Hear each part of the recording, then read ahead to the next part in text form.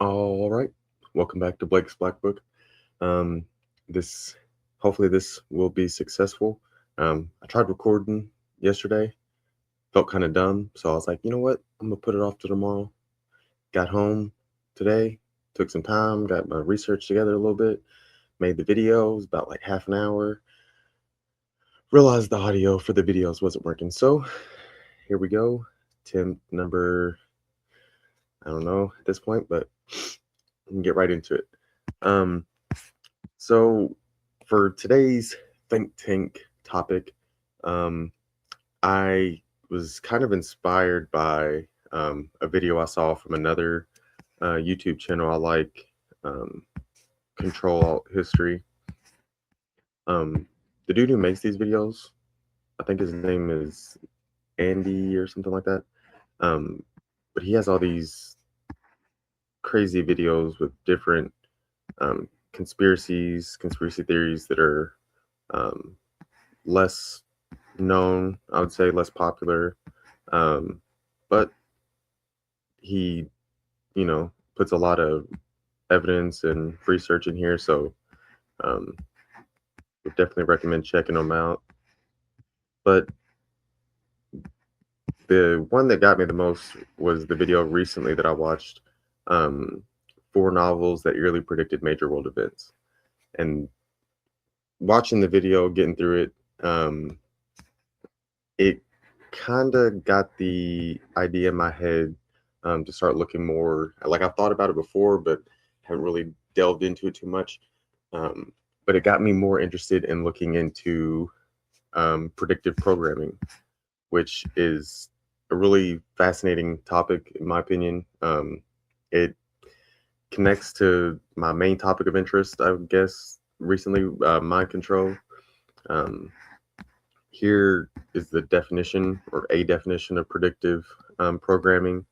Of course, they have it listed under conspiracy theories because if if it's true or accurate, if it's accurate or questions the narrative, then it's a conspiracy theory. Um, but it says here, predictive programming is a theory claiming that entertainment, like movies or TV, subtly introduces concepts or scenarios like pandemics, social unrest, special events, to condition the public for future planned occurrences, often orchestrated by elites or shadowy groups. Um, how it's believed to work: fictional media acts as a form of psychological conditioning or advanced warning, desensitizing viewers or planting ideas for later real world events. Um, so in this video, like it says, there's four novels that kind of predicted major events. Um, but the one that really got me was about this first book, The Final Jihad. It was written by a guy named Martin Keating, and here he is in an interview. Um, this dude, there's a lot to him, and I'll get into it more. But I'm gonna show like probably 4 or 5 minutes of this video. I have it sped up, so it's not gonna be as long. But there was definitely some interesting stuff in here that kind of got me thinking and made me want to start going down this rabbit hole a little more. So here, let me get started with this. Some interesting parallels here in your book with what happened today. Your book starts out at the Dallas-Fort Worth Airport, Yes. which is now we know the place where the rental car was taken from. Yes, and I also predicted the World Trade Center bombing because that would be a gorgeous thing to bring down. From their perspective, I use that term gorgeous advisedly. So I find this whole interview just incredibly suspicious because, as mentioned on the broadcast, this interview took place on the exact day of the Oklahoma City bombing, just a few hours after it happened. And what's suspicious is that Martin Keating's book hadn't even been released when he gave this interview. He'd written the book, he finished it in 1991, but it hadn't been published. It wasn't published until 1996. So the question is, well, So there it just said Keating finished writing the book in 91, but it wasn't published until 96.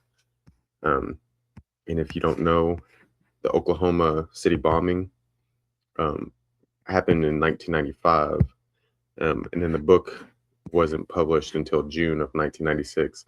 So I don't know how I don't know how prolific he was, if he was like banging out pages, but I don't know how long the process for publishing and all that would take.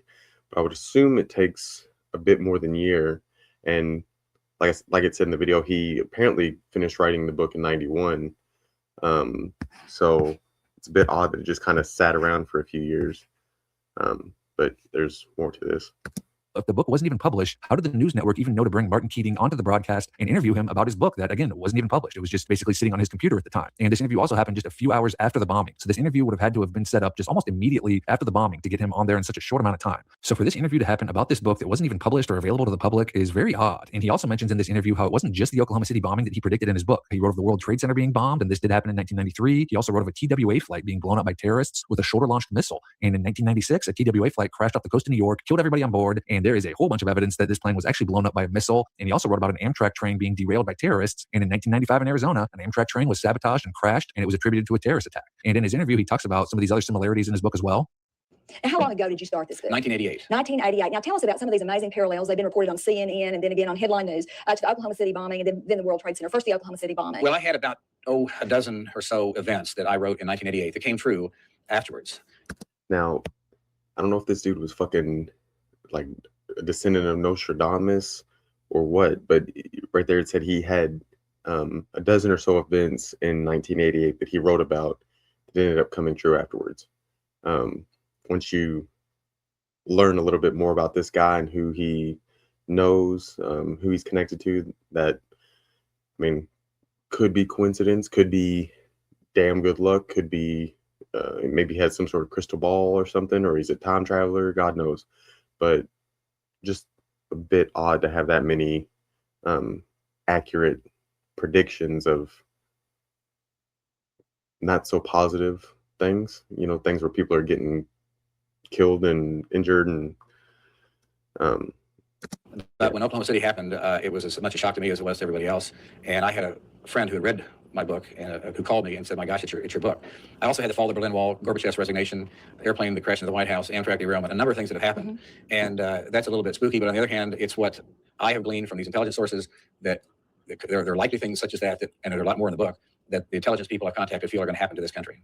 We mentioned also connections to or parallels to the attack on the World Trade Center. What were those parallels? Well, it's exact parallel. I had named the World Trade Center as a probable source of a terrorist attack, or the probable locus of a terrorist attack.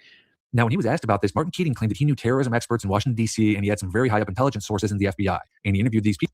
So he knew terrorism experts and high-up, he had intelligence sources in the FBI.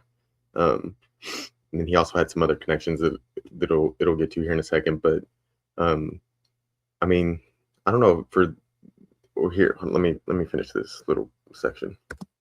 People for his book, and through these interviews, he learned what type of terrorist attacks the FBI was concerned about happening in America. So he claims he used what he learned from his FBI sources in his book, and these FBI predictions about what might happen in the U.S. were pretty much spot on, and that's why his book. So it said the FBI predictions of what might happen in the U.S. were pretty much spot on. So, I mean, to me, it sounds like either if the predictions were so good and so accurate, either these intelligence sources or these agencies were involved somehow in these events, or knew about them and kind of looked the other way, let them happen so that way they could, have an excuse to need to invade your privacy more and things like that. Like with the Patriot Act that they had been working on for years before 9/11, and then that was the perfect excuse. We need to stop terrorism. So here we go. Now the government needs to be able to read and access all of our text and emails and phone calls and data and location and God knows what else. So, I mean, I don't know. There could always be another option, but those seem like the two most likely for me. Predicted so many things accurately. You did a lot of research for your book. Yes. From what you found out during your research, is any of this ringing true with what we're seeing today? Yes, my research started about 6 years ago, and the FBI was very concerned when I met with them in Washington about something like this. When you have terrorism taking place within our shores, not necessarily along the coastlines, say New York or other cities like that, they were concerned that there could be terrorists among us. So you can believe that if you want. So the terrorists are coming to us. You gotta be afraid and get ready. Let the government have more authority so that way they can take care of you and protect you and keep you safe. And then here it shows Captain Barney Martin, who was Martin's uncle. One, it is definitely true that the Keating family was extremely connected. Their uncle, who Martin Keating dedicated his book to, was at one point the worldwide head of the U.S. Navy's intelligence collection operations and counterintelligence activity. And Martin Keating's brother, Frank Keating. So that part I thought was pretty wild. Said he was at one point the head, or he headed the U.S. Navy worldwide foreign intelligence collection operations and counterintelligence activities. And that was his uncle, who he dedicated the book to. And then this here is Martin's brother. Keating has quite the background. Before he became governor of Oklahoma, he was an FBI agent, and he had a number of very high positions in the Reagan administration, including Associate Attorney General in the Department of Justice, where he oversaw a bunch of federal agencies like the Secret Service and the ATF and the Federal Bureau of Prisons. So he was very connected and was definitely just way more than some random politician who became governor of Oklahoma. So the whole thing is just very, very strange, especially. So there was a kind of talked about it. It's just weird. This dude who wrote about this book that had all these similarities, which in the video too, which like I said, if you haven't seen, I definitely recommend checking this video out and then checking out the page and Control Alt History and looking some other videos. But there was another point in this video where he mentioned how there was actually like 20 or so similarities between this book, The Final Jihad, and what actually happened with the Oklahoma City bombing. For example, the main character of the book, his name was Tom McVeigh. And, if you know one of the Oklahoma City bombers, his name was Tim McVeigh. See if we can, Timothy McVeigh. And then there was also something with in the book, the character got stopped by the cops because he had like a busted taillight or something like that. And in real life, they were pulled over because there was, I think it was like an expired license plate or something like that. But there was apparently like 20 or so similarities. So it's just kind of odd that this dude wrote this book 5 years or 4 years before the bombing. It wasn't published until a year or less than a year after. His brother was the governor of Oklahoma. He had all these intelligence ties, not just like sources from like friends, whatever, but also in his family. I mean, his uncle and his brother both. So there's, I just thought that was a bit odd.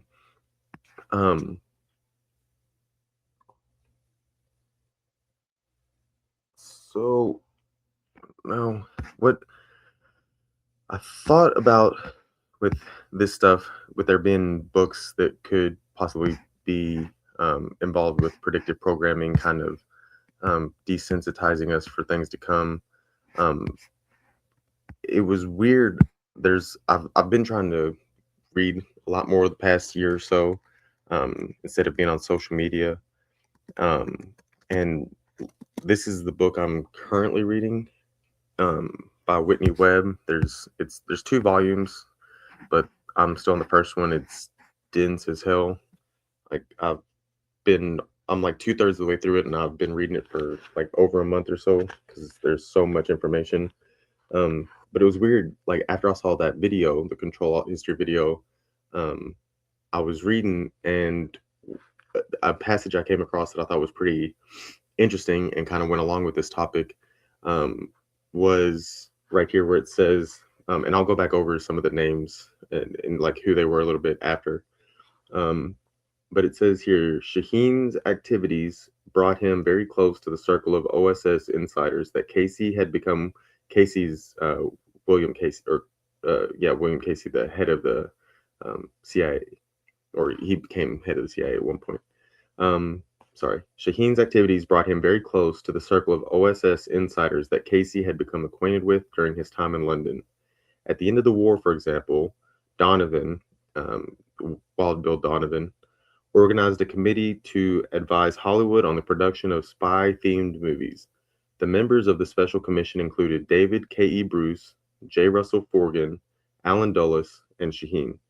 Their efforts successfully inserted a score of OSS veterans into the movie business, while also giving directors and producers a direct link to the inside world of wartime intelligence operatives. Hollywood, as a result, became yet another milieu where the worlds of American intelligence intersected with organized crime. Um, as it said, that this book, it has a lot to do with how intelligence and organized crime are tied together and have been tied together for a long time. But that one stood out to me because of, like I said, what I've looking into with the predictive programming. So it says now the OSS, for anyone who doesn't know, that's the Office of Strategic Operations. That was like the precursor to the CIA. Um, it was the CIA before the CIA, essentially. And this guy, uh, Wild Bill Donovan, was the director of the CIA or of the OSS. Right here it says he was an American soldier, lawyer, intelligence officer, and diplomat, best known for serving as the head of the Office of Strategic Services. So there's that. Then it also mentioned David K.E. Bruce, who it says here, I had never heard of this dude, so I looked him up. But actually, it says he was an American diplomat and intelligence officer and politician. During World War II, he was considered one of the 3 most strategically important intelligence officers at the Office of Strategic Services. With tens of thousands of personnel under his command and the lives of secretly deployed spies and special operators operating behind enemy lines under his direct supervision. Okay, so apparently he was a pretty important dude. J. Russell Forgan, he was like a financier and businessman. Me, J. Russell.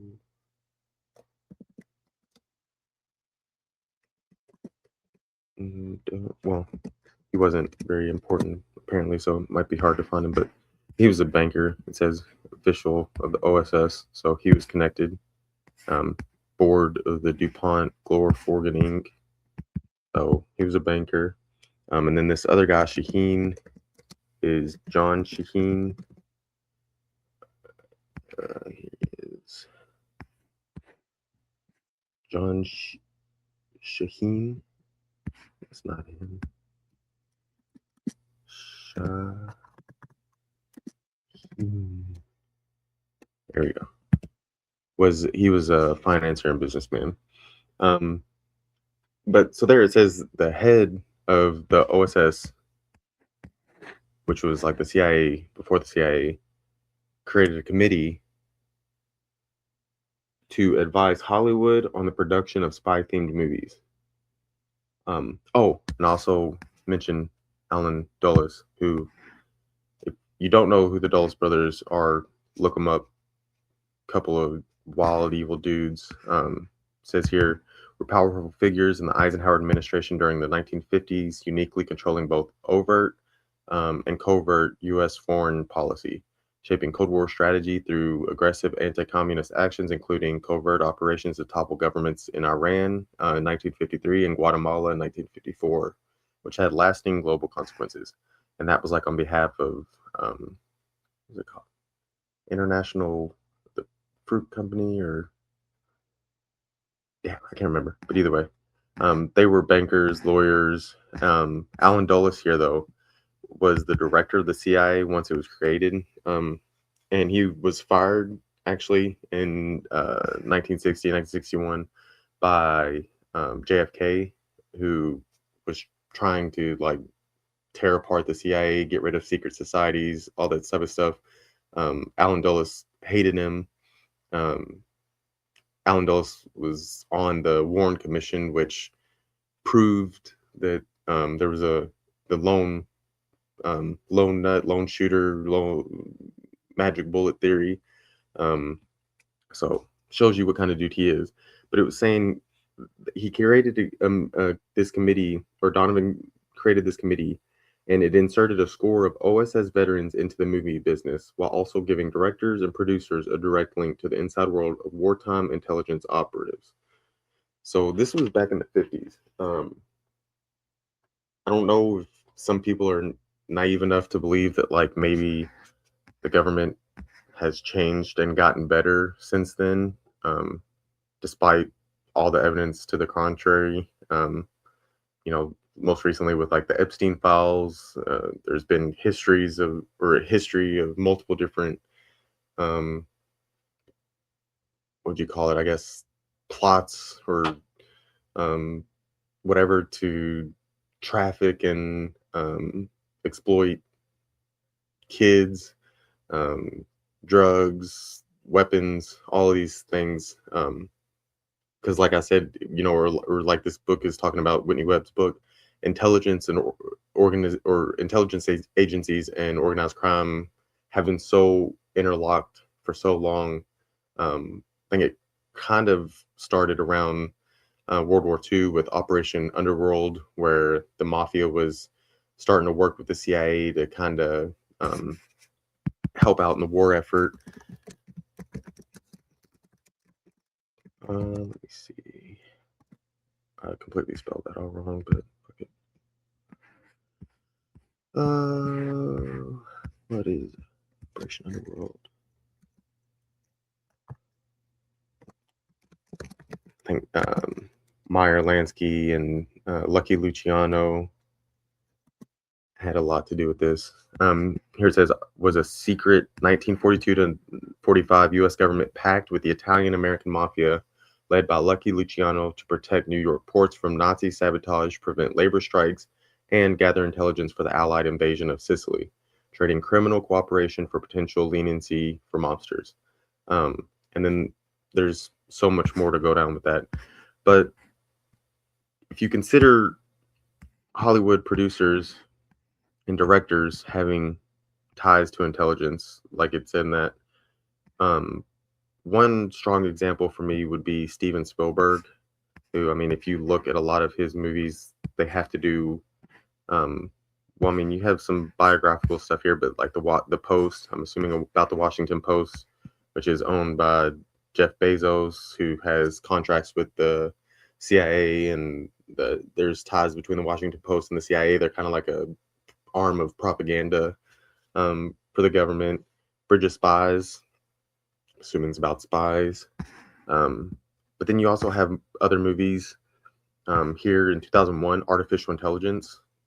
All you hear about now is how AI and artificial intelligence are going to take over the world and get rid of all of humanity. So it's weird that, well, maybe it's not weird, but that's from what, 25 years ago. And then you have movies here from the 70s and 80s that he made.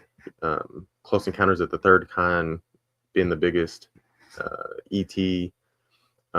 Movies about, extraterrestrials, aliens, kind of the idea of there being life outside of humans. These movies are 70s, like 50 years old. So that's a long time to be in the, I guess, mainstream. I don't know. I can't think of it. Zeitgeist, I guess, or for it to be a thing that people have seen aliens or UFOs, and it's not that crazy when now you're seeing all these videos from like David Fravor and the different committees in front of Congress where they're talking about having human, biologics from other worlds and technology and all that. And you have like War of the Worlds, even movies like Jurassic Park, where they're bringing back dinosaurs and stuff. Like, I wouldn't be shocked if they were trying to do that. Like, I've heard they're trying to bring back mammoths by like splicing elephant DNA with mammoth DNA and stuff. So I feel like if there's one example of someone who, a director who likely has these ties to like intelligence and stuff, Steven Spielberg would be a high contender for me, especially when you look at like this movie, The Age of Disclosure, is a documentary that came out last year. It features 34 U.S. government insiders and revealing an 80-year global cover-up of non-human intelligent life and secret war among major nations to reverse engineer advanced technology of non-human origin. So if there's that many people from the government coming out telling us about this, either it's some sort of distraction to keep us from looking into other things or, worrying about other things, Or, you know, I'm a believer of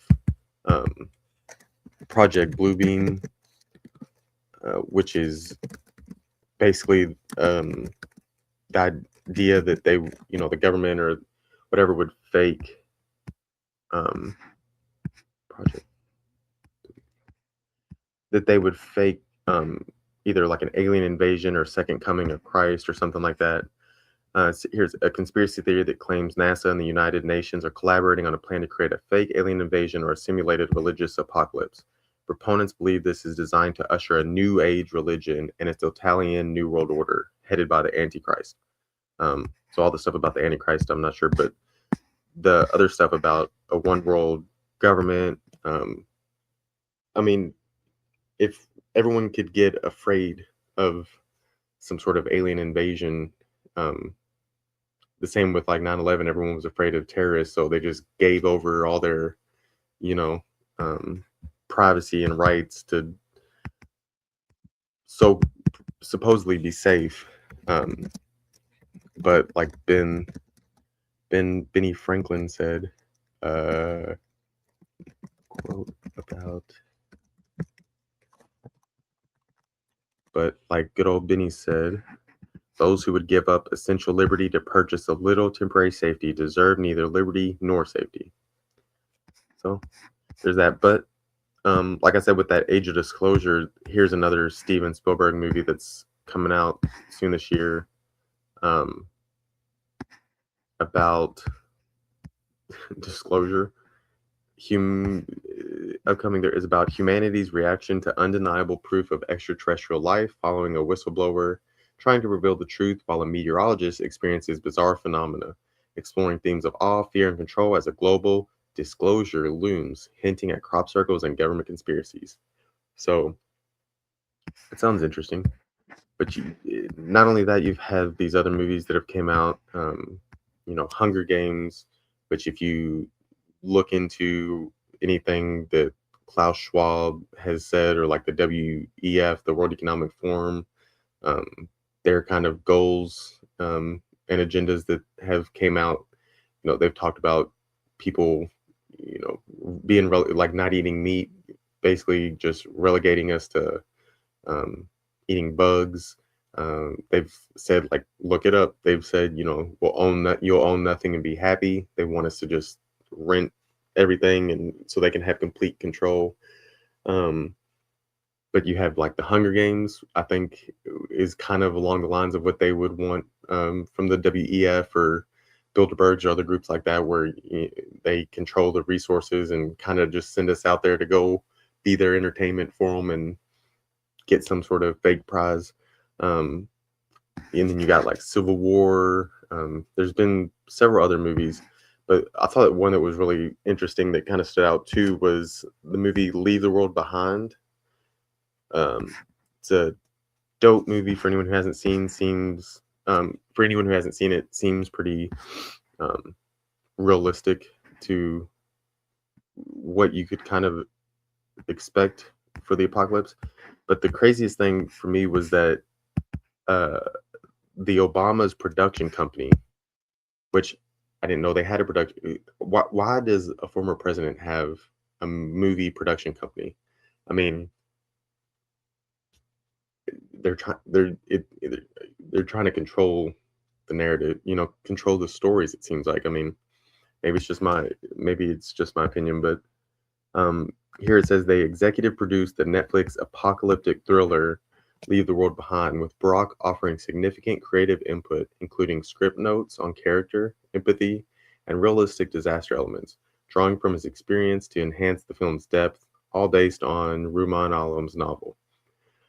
So, I mean, assuming the president has pretty high clearance, there's definitely higher levels of clearance, and the presidents don't know everything, but they're not privy to everything. But I would think that they have a pretty good idea of some of the things that are kind of down the barrel for the future, where things are headed, where the elites and people in government are wanting things to go. so there's all this stuff that's coming out that I would say exposes these things. But you don't. I mean, you can go back, like I said, from what I read in Whitney Webb's book. That stuff was going on in the 50s. They were trying to get people in Hollywood to help control the narratives. And then if you also look, like Brave New World is probably like one of my favorite books, if not my favorite. I think it's the most like probably accurate dystopian um, representation that I feel, or it kind of represents or shows where our society is headed in a lot of ways. And that book was published back in 1932, I believe. But the Huxley family they were in the know. It says they were a prominent British intellectual dynasty renowned for outstanding contributions to science, literature, and education. Founded by 19th century zoologist Thomas Henry Huxley, a key supporter of Darwin, the family produced influential figures like Aldous Huxley, Julian Huxley, and Nobel laureate Andrew Huxley. So Thomas Huxley here is Aldous. That's his grandfather. Leonard is their father. And then here, Julian is Aldous's brother. It says here he was an evolutionary biologist, international civil servant, and first director of UNESCO. So UNESCO, interestingly enough, is actually the United Nations Educational, Scientific, and Cultural Organization. Founded in 1945 and headquartered in Paris, is a specialized UN agency promoting peace through international cooperation in education, sciences, culture, and communication. It works with 194 member states to protect cultural heritage, set global education standards, and advance scientific research. So, based on what it says here about UNESCO, and then if you compare it with the themes and topics from Brave New World, which is almost 100 years old, you'll see there's a lot of scary connections, I guess you'd say, or signs of what the future holds. Like there was test tube babies that were in a working class was conditioned to be that way, and people, they were dumbed down with alcohol. They would dilute the test tube babies with alcohol so that they would be mentally disabled or stunted, and that was kind of like the working class. They would have these porgies with stoma, which was like some sort of like Molly basically, or acid, and then they would just have these giant sex parties because there was no need to have sex to reproduce because they had the test tubes. It was all for fun at that point. All the knowledge and books were controlled by this one world government. There's just a lot of things that it looks like they kind of go hand in hand, and seems pretty telling of what the ideas that the elites, the globalists have for the future is, and it's pretty jacked up because these people are so like arrogant and know that they can get away with essentially whatever they want because they have for so long, and there's nothing we can really do to stop it. Well, I mean there is, but too many people believe that it's all nonsense, or people just get busy with their lives. People have jobs and bills they got to pay, and houses or roofs they're trying to keep over their heads, and especially in America and our society, our culture, with the way it is with our capitalistic society, like it's kind of hard to worry about other things. But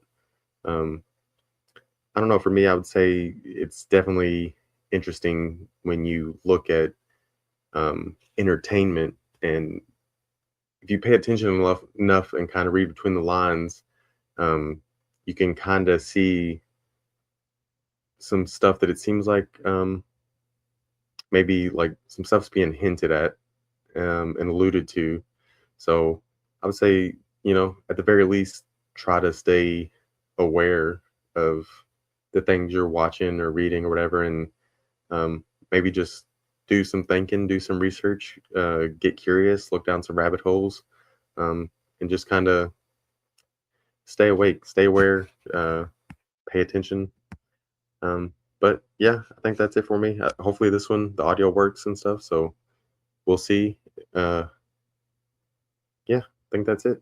So like, subscribe, share. Appreciate you. See you on the next one.